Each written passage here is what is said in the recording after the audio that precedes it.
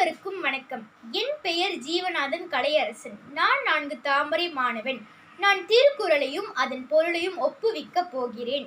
புகழ்பட வாழாதார் தன்னோவார் தம்மை இகழ்வாரை நோவது எவன்?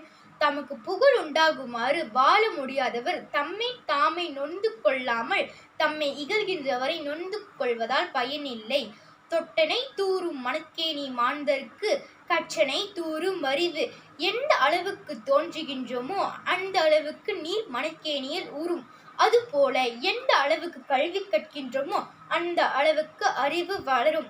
வையத்துள் வாழ்வாங்கு வாழ்பவன் வானுரையும் தெய்வத்துள் வைக்கப்படும்.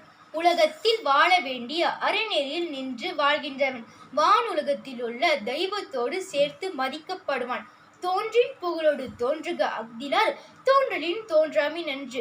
ஓர் துறையை சார்ந்து இருக்க எண்ணம் கொண்டவர்கள் அத்துறையில் பிறர் புகழும்படியாக சிறந்து விளங்க வேண்டும். இல்லையேல் அத்துறையில் ஈடுபடாதிருத்த நல்லது. அன்பிற்கும் உண்டோ அடைக்கும்தால் ஆர்வலர் புன்கண்ணீர் பூசல் தரும்.